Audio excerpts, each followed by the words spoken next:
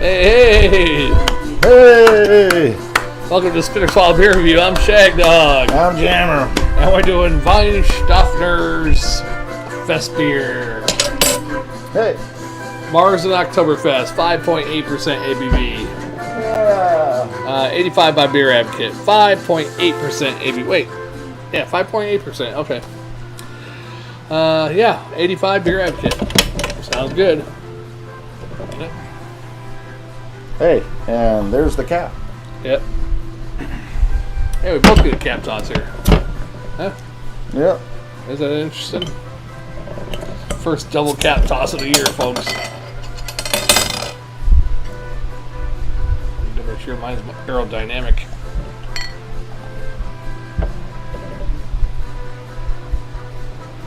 Shit.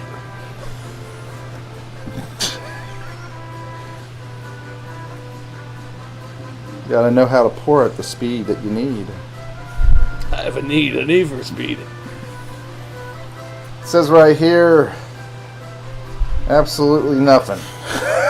That is a good one. Yeah.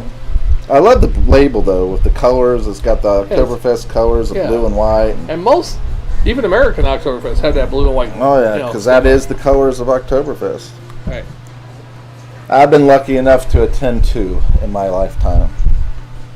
Lucky enough to be in the tent and sitting and listening to the band that I seen on the History Channel and everything, you know, as part of the Oktoberfest history. And Lawrence stuff. Welk band? Or? No, it's just the band there for the Lowenbrow, you know. Anyway. I'm going to assume Lawrence Welk is dead, right? Yeah, I think so. It's got a nice golden yellow there. There we go. Finally got it. Got a nice frothy head. It's dissipating, but it's still hanging on tight. Releasing all the vitamins, minerals, and wonderful stuff. Get that fucking thing off the table. Hey. Beep. You can't even see it. The bleep came in late. Oh, yeah. Anyway. Hey, you gonna do the cap toss now, or you want to grade it and everything first? Oh, I was just getting a little bit of it out of the way. Let's do it with all the things in the way. And we're going back to... Yeah. I'll go first. I'll probably hit the bottle. Because I don't have a clear shot. Well, get on with it. Oh.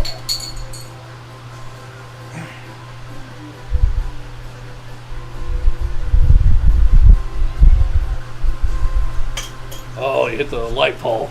And I got tails. You got tails. I got tails too. We didn't call it. Anyhow, I saw a drip of water, Jim, and I didn't like that. Get over it. Get over it with all this electrical equipment around us. Okay. All right, so back to the beer. Yes. Back to the question. Got that nice Marzen grassy kind of bready smell. Very clear, actually, too. But it does have the grassy. Clean looking. Yeah. Yeah, it does have the grass skunky a little bit. Spoiled hops. Nah. But it has the grassiness. It smells skunk. fruity. Yeah, Shagdog loves that skunk. I don't love it. Just I know the hops are spoiling a little bit. That's all. No, that's not what it is. Yeah. No, it's that's what they say when you look it up. No, that's not what it says. I'll tell you. I bet $5. It's not that. The grassiness. Why does a beer smell skunky? According to Los Angeles Times, the truth is simple. The musky aroma has one cause, a chemical reaction that occurs when ultraviolet light interacts with the bitter hop compounds in a brew. That's not the case in this. A skunky beer is called light struck by chemists and beer. Yes, but ask what makes a beer smell skunky. What makes a beer smell skunky? You're equating skunky to the grassiness. That one we had wasn't Los Angeles skunky. Times, the truth is simple. That's repeating the same thing. Yeah, that one wasn't skunky. It had a little bit of grassiness in it. Yes, but this is more like a European lager, and you're getting the idea that it's skunky because it light struck. It's not light struck. I mean, this is in the brown bottles. It's a light brown though. Yeah, get over it. All right. It's grassy, skunky. To me. I can tell you right now, there's a lot of times where you say it smells skunky and it tastes skunky, and it doesn't taste it or smell it to me. I pick up the different aromas of grassy and malts I and know. and I picked up hops. other beers that are grassy hops too and aren't skunky to me. I know that, but what I'm getting at is that you claim that and it's not. It's not real skunky not. like some other ones I've had. How's it taste? More like a European lager. With a little bit of Oktoberfest flair. Yeah. I wish I could see when these bottles were bottled. That would help my skunkiness assumption. 12/13/02. Yeah. Yeah. I'd say that's probably the time. Alright. I hope so. 5.8% alcohol. Not bad. I mean, I've had better. I think we've done this one once before. This has got more of a European lager flair. And I'm going to say due to the light struck, but well, Jammer will find out next time he goes to Germany he could have a fresh one. Put the comments up. Yeah, it is up. Nobody's commenting. Okay. Nobody's watching. There's another reason, and I'll look it up and I'll find it for you, but there's... I would say more like what would give the impression All right. of skunkiness in a beer. I understand your point. Now, how many Oktoberfest have you had that have a grassy Euro Pale Lager taste to it? Well, this is not a technically Oktoberfest. Well, it is considered a Marzen Oktoberfest on Beer Advocate. It's a Festbier, that's all. It's just a lighter Oktoberfest, like those yellow It's ones. I'll put it this much. It's lighter. I mean, I'm sure they brew them a little different than the regular Oktoberfest. They should call them something different. Festbier is their nickname for it, is what they call them. But Do they follow the Weihenstephan book? I don't know. I'm sure they do, though, right? If they're from Munich, they do. Brewed under the purity law, yep. Store dark and keep cool. It's not bad. Like you said, it tastes more like a Euro lager. It's got the grassy. It does have a little toasty, a little slight Marzen type flavors, bready, you know. Yeah, I'll pick up more of the Euro lager or. But it's Pilsner. more of a Euro. Now, I will give you credence to a degree in saying that there's a lot of European lagers that have that kind of skunky flavor. A lot. But I think the ones that are imported here, And most of the ones that you don't like are like some of the Pilsners and some of the well, I think pale some of them, if they're lagers. fresher, they probably wouldn't have that. I think. I'm just wondering how long they took to get shipped over here. The one that are actually from Europe, you know. Well, that's what I'm saying. And these were probably kept in a box. There's an 8240 on the back, but I don't know what that means. Where are you getting 8420? 8240. I got 2249. It's bottle number. Oh, I got an older bottle. Wait, no, mine's fresher. If they're going from one up, right? Well, if they're going one up, I'd be better than you. Yeah. Well, mine would be fresher then. No, mine would be fresher. No, if they started at number one, and then that's bottle number one, number two. This would be 2249. I got 8240. You have 8240. Yeah, that's 8,000. Yeah, I'm saying that's 8,001 made. Yeah, mine is the 2,000th one made, I know. which means mine is closer to being from the very start of the bottling process. Mine would be fresher. No, mine would be bottled later. So yours would have Yes, been bottled. yours would be bottled later, as while the beer just sits in the vat. Yeah, but I'm saying And older. slowly being put in the bottle. No, but so I'm- yours should I know what actually you're be saying. less light. If they're from the same tank, they're the same.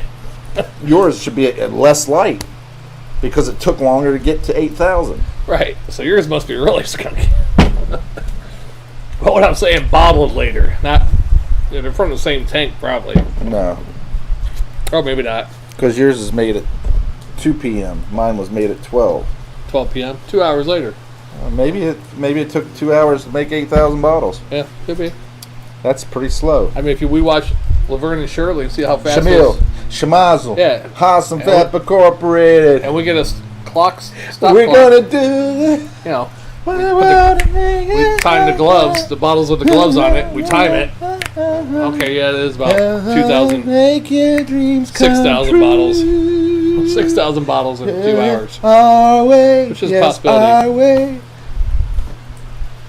dream Right. come true. 6,000 bottles, 2 hours. I can see that.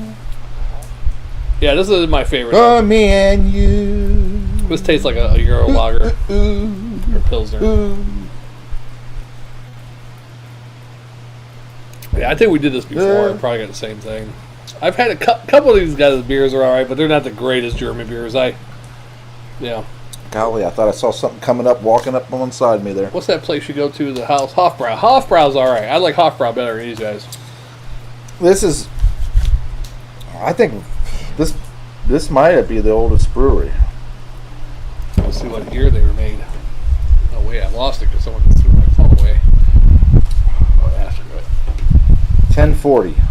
Usually it's 1040. Since 1040. Wow, that's I think old. it's the oldest one in Germany. And they're probably still barbarians at that time. Might be the oldest one in Europe. I don't know. Could be. Let's check. What is the oldest brewery in the world? Weihenstephan. Yep. According to the chopping block, the Bavarians. Okay, yeah, oldest brewery in the world. And yet they still can't get a fucking Oktoberfest. They're probably saying this is the way Oktoberfest is supposed to taste. Yeah. I mean, I like it. It's got a nice bitter, got a nice fruity. It does have a lot of grassy notes and a lot of kind of like European lager flair, pale lager flair. Typically for me, a Marzen would be bready, like the Roman mill bread. It would have some sweet notes and it would have some hoppy, but it wouldn't be that overbearing. It'd be melded. Now, like I said, that one was a little grassy. Yeah. Not as much as this one. And this one, I think, leans more to the skunky side of grassiness. So maybe that is the Festbier style of Oktoberfest. It's supposed to be a little bit grassy, probably. Well, it is a Which I spring think. beer Yeah. made for October. Yeah, and this September, is October. year round, according to Beer Advocate, for Weihenstephan's Oktoberfest here. Well, right there's your problem. They're trying to brew it year round. Yeah. Nah, I'm just making. Yeah, I like it. It's not one of my favorites, but I don't know. What would you give that, Shagdog? I mean, I would give it I know I give it a full swallow because it's easy to drink. It's not hard at all. It does leave you that grassy, bitter. Yeah. I mean, I'm not going to give it a worse score because I've had worse beers and worse Oktoberfest. I give it a C+ on a swallow. I'm right at B-. There you go. Yeah, because it's a good beer. It's a good beer per se. Oktoberfest though, if I was graded as a regular, if I was a Euro lager, I probably would give it a B-. Yeah. I mean, my thing is that the styles for Oktoberfest, they for Festbier, they're kind of. Yeah. I mean, of course they have the Marzens, Right. but then there's other companies that do Let's other. see if someone's. What's the difference between a regular Marzen and a Festbier? According to Porch Drinking, according to the BJCP, Marzen is an elegant, malty German amber lager with clean, rich, toasty and bready malt flavor, restrained bitterness, and a dry finish that encourages another drink. Festbier, by comparison, is described as less intense and less richly toasted than a Marzen. Okay. So Yeah. less toasty. Yeah, like I said, it's not as bready. It's not, Yeah. and I look at the Oktoberfest type beers, Marzen, as a Marzen. You know, it's elegant. It's like it says, it's bready, it's rich. You know, Right. this is kind of like your everyday drinking beer, Yeah. Almost. Yeah. I mean, but it does have a dry finish. It does have a little bit of like a regular Marzen flair to it, but it almost tastes like a Euro lager. Too. Yeah. It's like And that one, well, the same thing. It was like a mix. yeah, not as much as this one, but All right, I'm excited. not bad. I mean, I'm not gonna give it a real bad grade, but it's all right. I just don't that one. I guess if it's considered a fest beer, I'd rather have a regular Oktoberfest. But this does have its moment in time. Yes, it does. I mean, I probably drank this during Oktoberfest I'm too. thirsty. If German girl, sexy girl with one of those dresses come on, hey, drink this. Do I sound German? Probably not. No, you sound more like Drink this, French, you little fucker. Italian, French. Little Scottish, French, Italian fucker. Yeah, especially when you said fucker. Yeah, drink this. I'll be like, okay, yeah, this is the best beer in Germany. I believe you. Oh, you love. Put those titties in my face. Yeah. See, man, I got to really start practicing my accents because I used to have several different ones, and now I just kind of like. Yeah, and I watched William Wallace last night, and the whole long spirit part. We missed a couple words in that whole. Oh, I know. We made it to fit us. Yeah. More than. But we missed a couple words. I'm like, oh god, we don't say it that way. Well, Max Spears, son is over twice the size of a man. Yeah. I sound more Irish. A little bit, yeah. Because the Scottish has the brogue, Yeah, the whole movie's, not historically correct, but it's a good movie. Yeah, good movie. Beers and movies. That's the next. I think Longshanks, the king, died like 2 or 3 years after William Wallace died. Actually, he didn't die the same day like they portray in the movie. Yeah, well. What are you going to do, right? And I'm sure they didn't censor the disembowelment of William Wallace to the crowd like they did us. Right. I'm sure. All I saw was them going, Yeah. And I guess he was still alive after that part, even though, I guess he passed out probably. Then when it cut his head off, he's looking and he sees his wife, his deceased wife. Must have woke up again. You know about being disemboweled and Hine and quartered or whatever they call that one, right? Yeah, that's beheaded. I'd rather be disemboweled, I think, than the Hine and quartered part. The horse pulling your limbs almost out of socket, or all the way out of socket, probably. Rip you to shreds and you're still alive. Yeah. At least if you get disemboweled, there might be a chance of you passing out. Right. You might pass out from the pain, maybe. I don't know. But the core of your body is still alive. I know, you got all this shit being pulled from you. You're still pumping blood, and you just spew it, and you're just like a block. Man, they're horrible, and they think Americans are bad. You know what gets me is if you really think about it, if we were to start enacting some of the sentences for, I'm talking about the tame ones, for crimes today, right.